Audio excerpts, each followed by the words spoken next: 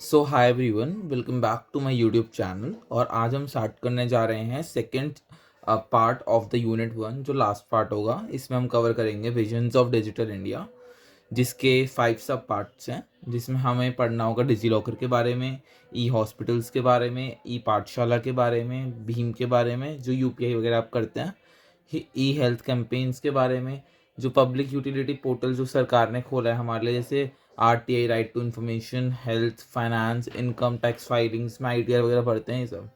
ठीक है, ये सब क्या है, विजन है डिजिटल इंडिया के। तो ये आपका, मैं ये नहीं कहूँगी कि बहुत डिफिकल्ट टॉपिक है, इनके बारे में बस आपको ब्रीफ में पता होना चाहिए, जो एग्जाम में कभी कभी पूछ लेता है तो आप आंसर दे पाएँ।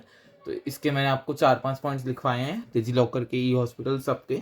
तो बस आप एक बार उन्हें पढ़ लेना और अपनी लैंग्वेज में लिख देना, और that would be very easy then. तो चलिए स्टार्ट करते हैं।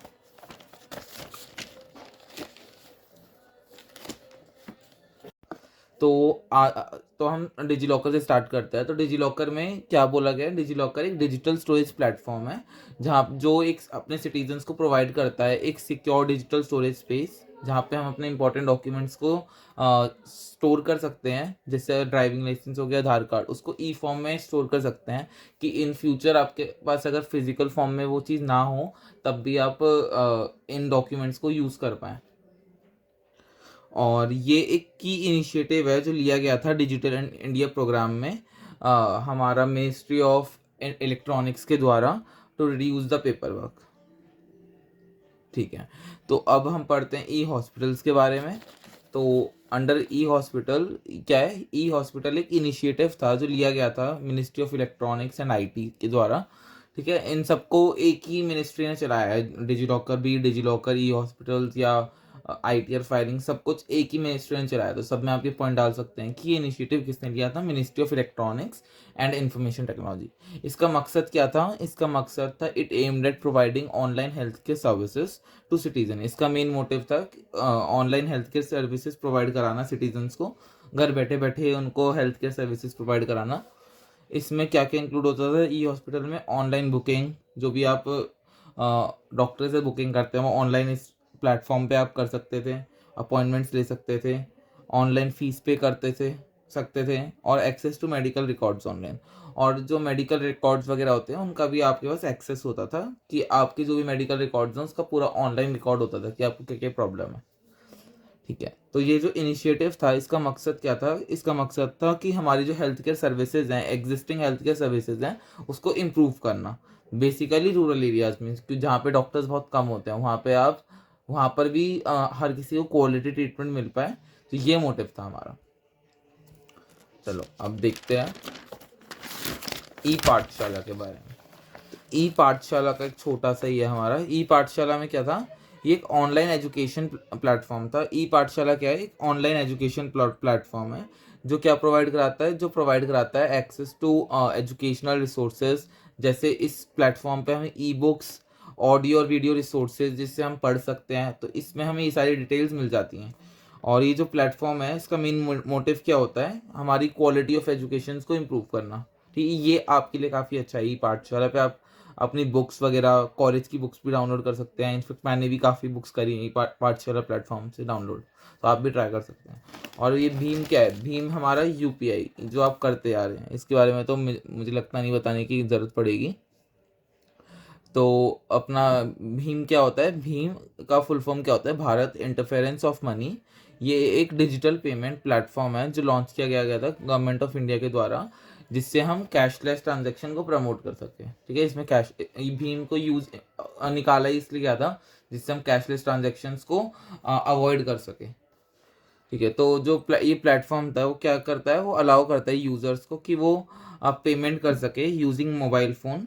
ठीक है, बिना mobile phone, sorry, mobile phone की मदद से वो पेमेंट्स वगैरह कर सके, बिना बैंक एटीएम वगैरह से पैसे निकाले, direct 1 person to another person वो पेमेंट कर सके। ठीक है, तो अब हमारा जो है वो है ई हेल्थ कैंपेन। ई हेल्थ कैंपेन क्या है, ई हेल्थ कैंपेन जो था वो भी एक इनिशिएटिव था जिसका मेन मोटिव क्या था, हेल्थ और वेलनेस चीज़ों को प्रमोट करना थ्रू डिजिटल मीन्स। ठीक है, जो भी हमारे आसपास लोग रहते हैं उनको प्रमोट करना कि हेल्थ और वेलनेस के लिए उनको अवेयर करना कि इसकी ज़रूरत क्यों है।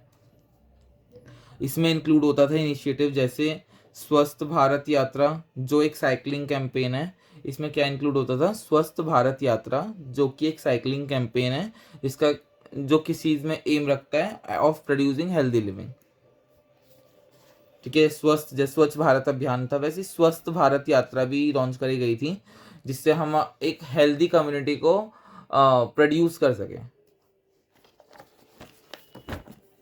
ओवरऑल जो तुम्हारा विजन था डिजिटल इंडिया का, वो क्या था? एक कॉम्प्रिहेंसिव प्रोग्राम था। ठीक है, एक विस्तार में एक प्रोग्राम था जिसका जो मेन मकसद था वो क्या था कि इंडिया को ट्रांसफॉर्म करना फिजिकल मीन से डिजिटली एम्पावर्ड मीन में।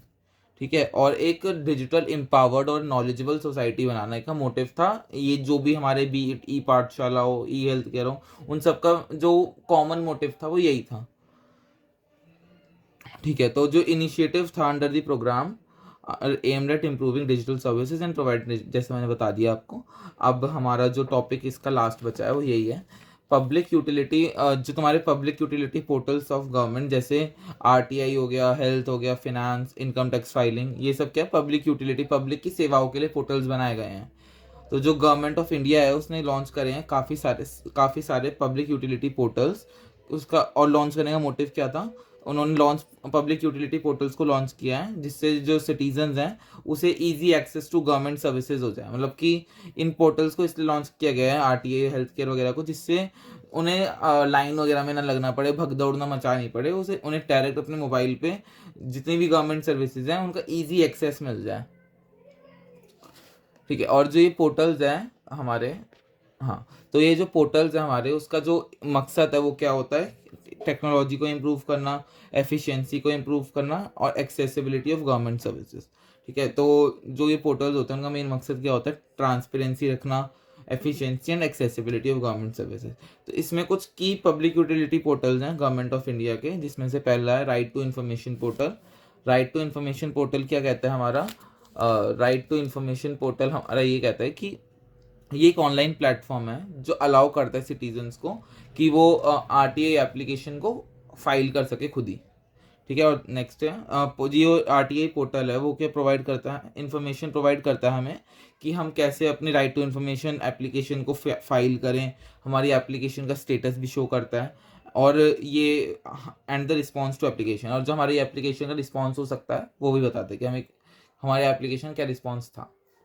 ठीक है, आरटीआई पोर्टल, आई होप आपको क्लियर होगा।